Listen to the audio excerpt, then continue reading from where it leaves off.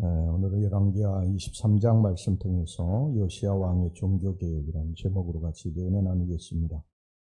요시야 왕은 여호사밧 또 히스기야 왕과 더불어서 유다 왕국의 3대 현인 중 마지막 왕이었습니다.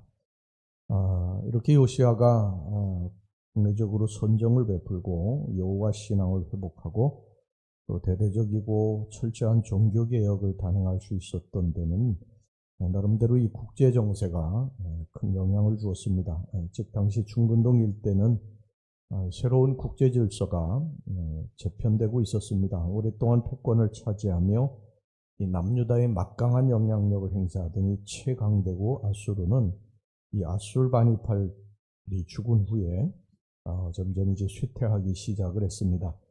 한때 애굽의 멤피스까지 남진했던 이 아수르, 북이스라엘과 아람을 멸망시키고 남유다까지도 속국으로 삼았던 아수르는 점점 강성하기 시작하는 신흥강대국 신바벨론 제국의 위협을 강하게 받고 있었고요. 또 이런 와중에 전통적인 강국이었던 이 애굽은 26왕조의 바로였던 느고 2세의 유브라데강까지 진출할 정도로 세력을 확장했습니다. 그리고 북진 정책 강화를 위해서 한동안 친아수르 정책을 펴던 이 남유다와 상호 우호 관계를 형성하고 있었습니다. 이런 국제적인 격변기 속에서 남유다는 이 북으로 아수르나 남으로 애굽의 직접적인 영향력을 배제한 채 내실 있는 그러한 정책을 추진할 수 있는 바탕을 형성하게 됐습니다.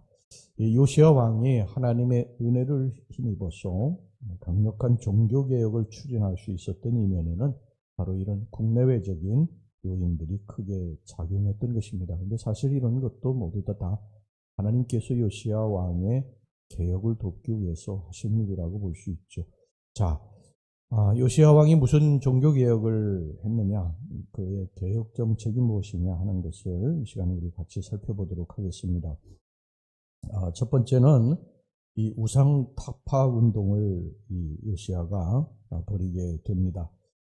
이 조부 므낫세의 55년의 그러한 통치, 또 그의 부친인 아몬의 2년 통치, 도합 57년 통치 동안에 이 남유다 왕국에서 행해진 우상 숭배는요, 나라 전체를 정말 우상천지로 만들었습니다. 오늘 여기 본문에도 보면요, 뭐 수도 없는 그런 우상들을 가져다가 숨기는 것을 보게 되는데요. 여기 보면 남유다 왕국 또 북이스라엘이 섬겼던 그러한 모든 우상들의 총 집합체였어요.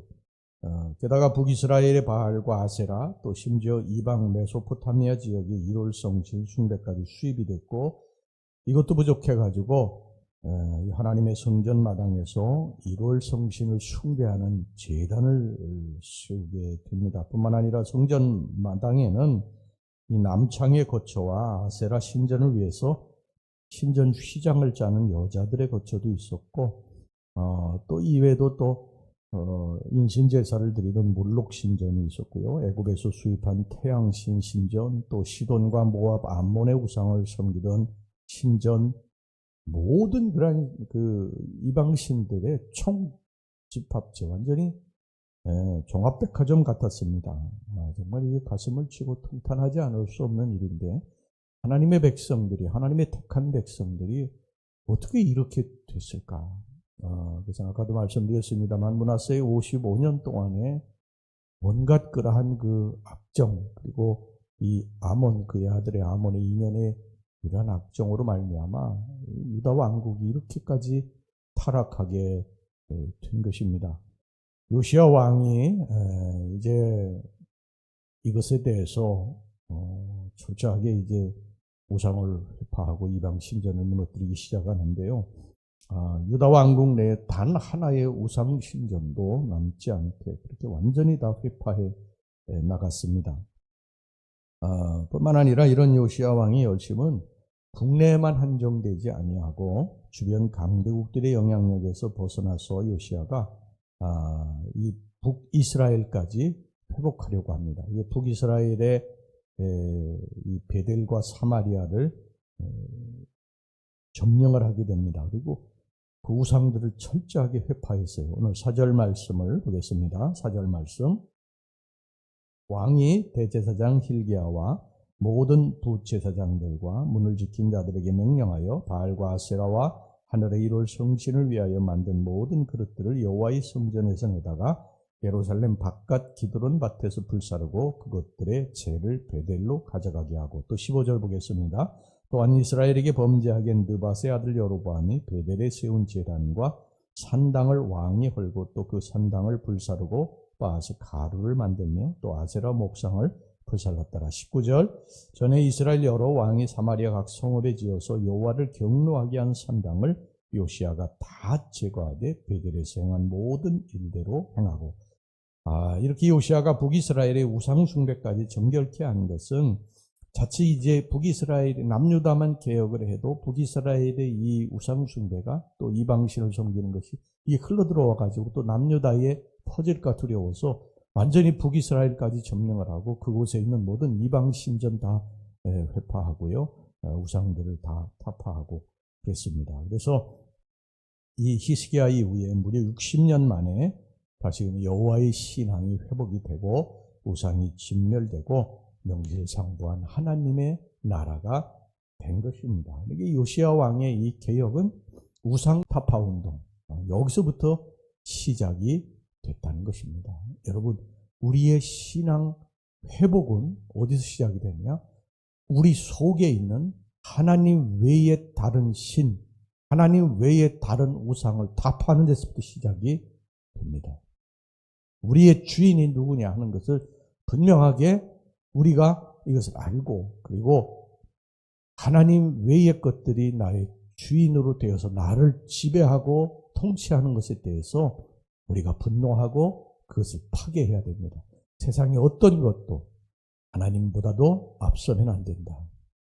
하나님보다 앞서면 안 된다. 하나님 외에 다른 것을 주인으로 섬겨서는 안 된다. 그런데 우리가 가만히 보면요, 우리 속에 하나님이 주인이 아니에요. 우리의 삶을 움직이는 그러한 동력을 보면 세상 것들이 우리를 움직여 가지요.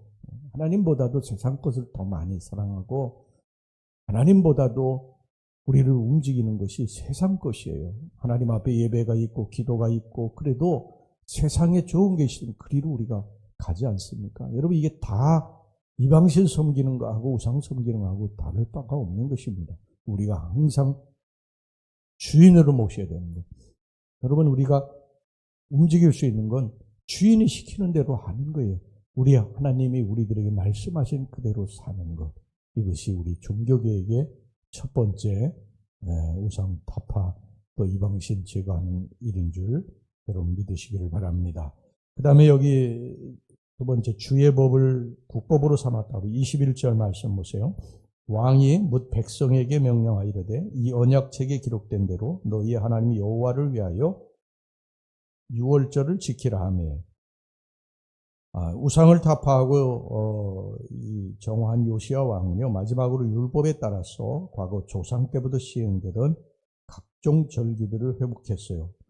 그래서 이걸 국가적인 절기로 선포했는데 그 대표적인 절기가 유월절입니다. 유월절. 여러분, 유월절의 절기는 뭡니까? 모든 절기가 다 중요하지만 이스라엘 백성들이 유월절을 굉장히 중요하게 여기는 이유는 뭐냐면 그 유월절은 바로 애굽에서 노예 생활하던 이스라엘 백성들이 이제 해방돼서 자유를 선포하는 그 절기가 유월절 아닙니까? 그러니까 이런 이방신을 섬기고 우상을 섬기던 곳에서 나오라는 거예요. 해방되라는 것입니다. 그래서 유월절 절기를 그들이 다시 이제 회복한 것이죠. 당시에 유다 왕국에는요, 선민이라고 하는 민족의 주체성, 또 하나님의 택한 백성이라고 하는 이런 신앙의 본질도 없었어요. 거의 60년 동안 완전히 이방신에게 압도당해가지고 사탄 마귀에게 붙들려 있었기 때문에 하나님의 신앙을 다 잃어버린 것입니다. 그래서 이것을 이제 너희들이 여기서 나와야 된다. 애굽에서 나오는 유월절을 지키는 것처럼 너희들이 여기서 나와서 다시 하나님의 백성으로서 올바로 서야 된다. 그래서 이 종교개혁을 단행을 했던 것이죠. 이렇게 요시야 왕의 종교개혁은요, 하나님 중심의 그런 종교개혁이었어요. 자기의 어떤 정치적인 입지라든지 어떤 이기적인 목적이라든지 이런 것 때문에 한 것이 아닙니다. 오늘 성경의 25절 말씀 우리 다 같이 한번 읽어보겠습니다. 시작. 요시아와 같이 마음을 다하며 뜻을 다하며 힘을 다하여 모세의 모든 율법을 따라 여호와께로 돌이킨 왕은 요시아 전에도 없었고 후에도 그와 같은 자가 없었더라. 이게 하나님 중심으로 그냥 어떤 지금 정치인들이 이렇게 보면은요, 이 어떤 주변 국제 정세를, 이 정세라든지 이런 것들을 자기 정치에 이용하지 않습니까? 근데 요시아는 그렇게 하지 않았다는 거예요. 철저하게 하나님 중심으로 하나님이 기뻐하시는 일들, 마음을 다하고 힘을 다하고 뜻을 다해서 하나님이 기쁘신 일을 했다는 거예요. 사랑하는 우리 성도 여러분, 우리가 제일 먼저 개혁해야 될 것은요, 나 자신입니다. 누구를 개혁해야 된다, 정치가 어떻고, 경제가 어떻고, 사회가 어떻고, 이것보다 내가 한 사람의 개혁이 있어야 우리가 사실 촛불을 하나 내가 켜야 거기가 밝아지고, 또 두 사람이 길 때 두 사람이 더 밝아지고, 세 사람이 그때 세 사람이 더 밝아지는 거죠. 그리고 우리가 다른 사람 비난하고 욕하고 정치, 경제, 사회 이런 이게 아니라 내 자신 안에 촛불을 하나 켜는 이런 개혁이 이루어져야 될 줄로 믿습니다. 우리가 하나님 앞에서 바르게 서고 그리고 하나님 중심의 삶을 살고 그렇지 않은 것들은 그냥 파괴하고 하나님 앞에 철저하게 이걸 제거해야 된다. 제거하고 다시 하나님의 말씀으로 회복하고 그러한 죄와 세상적인 그러한 펄락에서 나오고 출애굽하듯이 나와서 유월절 절기를 지키듯이 나오고 회복하는 신앙을 회복하는 그러한 우리 성도들이 되시기를 주의 이름으로 축원합니다. 기도하겠습니다. 하나님 아버지, 요시야 왕의 종교개혁을 통해서 우리들이 버려야 할 것, 끊어야 할 것, 개혁해야 될 것을 같이 살펴보았습니다. 하나님, 우리가 하나님 중심의 신앙으로 다시 회복하게 해주시기 원합니다. 죄와 세상의 이런 타락된 문화에서 빠져나와서 하나님 중심의 삶으로 개혁하고 그리고 바로 하나님 앞에 서게 주시옵소서. 예수님의 이름으로 기도하옵나이다. 아멘.